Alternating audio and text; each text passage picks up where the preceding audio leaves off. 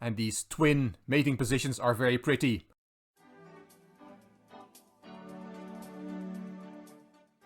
Hello chess fans, this is Rick from Chess to Impress with a new series. We're going from A to Z, or from A to Z as they say in America.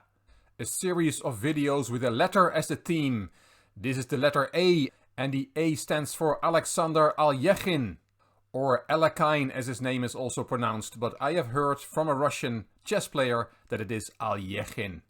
So that's the letter A, and next week we'll do the letter B. And what will the letter B be? Will it be Bobby, or will we wait with Bobby till we get to the F for Fischer? Will it be about Botvinnik, or Bronstein, or somebody else? It doesn't even have to be a player, it could be a beautiful combination on the B file, which will be the theme of that video, and I hope you can help me. You can put your suggestions in the comment section underneath this video. What would you like to see next week for the letter B? Let me know, please. And maybe in the country that you live in, there's another alphabet, not A to Z or A to Z, but there are maybe different letters. I will also be very interested in those. We might learn a thing or two from this series. But let's get started. As said, this video is about the great Alexander Alekhine. A few quick facts on the great man. There is his name in Cyrillic, in Russian Alexander Alexandrovich Alekhine. Born on October 31st, 1892 and passed away on March 24th, 1946 as the reigning world champion. In 1927 he became the 4th world chess champion by defeating the great José Raúl Capablanca from Cuba. The match was held in Argentina in Buenos Aires, and Alekhine won 6 games, lost 3, and there were 25 draws in that match. In 1935 he lost his title to the Dutchman Max Euwe and regained it in 1937 in a revenge match.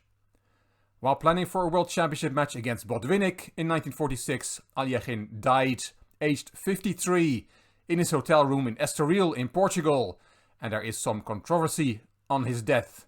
Was it a heart attack? Did he choke on a piece of meat? Or was he murdered? The Canadian Grandmaster Kevin Spraggett lived in Portugal, did a lot of research on Alekhine's death, and he thinks that murder is the most likely option, but there is no proof. Alekhine is buried in the Montparnasse Cemetery in Paris. I visited Alekhine's grave in 2016, and it was a very special moment in my chess life. It's not easy to pick a game from Alekhine. He has played so many fantastic games. I decided to pick one from his early days when he was 14 years old. It was played in Kislovodsk in 1907 when Alekhine was 14 years old. He was white and his opponent was Gadjukovic. And it's a very nice attacking game. Let's have a look. Alekhine opened with the e-pawn, e5, and we see the king's gambit. E takes f4, knight f3, and here g5 is the main move, and then white plays h4, and then g4 attacking the knight, and the knight goes to e5. That's the main line, but in 1907 Gadjukovic played bishop e7, just developing that bishop. Bishop c4, here is the main move, but Alekhine plays up the h-pawn. It's attacked twice, but also defended twice by both the knight and the rook, so that pawn is safe there. d6 and d4, grabbing the center and also attacking the pawn on f4. Bishop g4, and now white has to be careful. The h-pawn is now hanging because the knight is no longer protecting the h-pawn because of the pin. Black is going to grab this pawn, but that's very dangerous. 14-year-old Alexander Alekhine sets up a very strong attack. He just gives up on the h-pawn. He takes on f4, and now bishop takes h4 check is a better version according to the engine, but black decided to take on f3 first. Queen takes, and now takes the pawn. That's check, so g3 to shield the check, bishop back to f6, and Alekhine played e5. D takes, the bishop is attacked, so bishop e7. That's the 4th move with this bishop in the first 10 moves that black played. Bishop c4 from Alekhine, eyeing up the weak point on f7. And here knight c6, developing a piece and preserving the b7 pawn, which was attacked by the queen.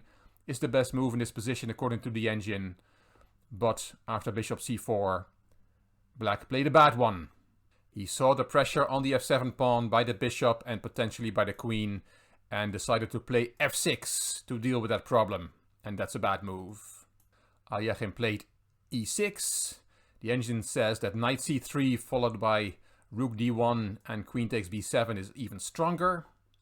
But e6 was played, and now knight c6 again is the best move here. But c6 was played by black, another bad move. Bishop d3, changing the point of attack for this bishop. The threat is now queen h5 check. Let's have a look at the threat. Let's play a very bad move for black. Let's play a6 just to show the threat. The threat is queen h5 check. And if you go with the king to f8, then it's checkmate on the spot. That's not good. And if you, after queen h5 check, play g6 to shield the check, then there is bishop takes g6 check. Very nice move. If you take the bishop, then not only your rook is hanging, but also, even stronger, there is queen takes g6 check, king f8, and checkmate again. So that's a threat. After bishop d3, queen h5 check is a big threat. To deal with that, black played king f8. He saw the threat, but should have played the nice move queen d5 instead. And that's exchanging the queens. If white avoids that, then the pawn will be taken. For example, bishop e4, then queen takes e6, and that's a very important attacking piece for white, which is now off the board.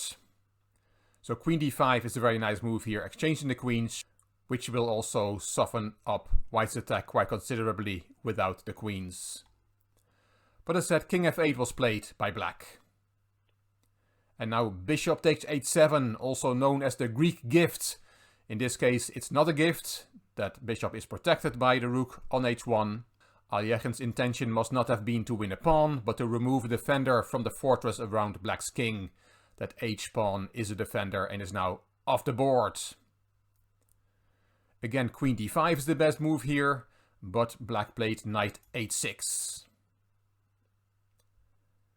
Bishop back to e4, that bishop was now hanging on h7, and knight a6, developing that knight. It can come to a nice square on c7, c5 or b4. And now what? White has a very nice position, but how to continue? The engine thinks there's no immediate win and just develops with knight c3. But Alekhine makes a mistake. He played queen g4 instead, which is quite a spectacular move. Is that queen not just hanging on g4? No, it's not, because if you take it, then it's checkmate on the spot. Nice picture this is. So you cannot take the queen, but black has another move which equalizes on the spot. If you want to look for yourself, put the video on pause. What move can black play here to solve all his problems? The move is g7, g5. It looks very strange to make such a weakening move on the king side when your king is under attack. But it is logical, because now the queen is attacked. Because the king has the g7 square, there is no rook takes h8 checkmate. And also attacking the bishop on f4.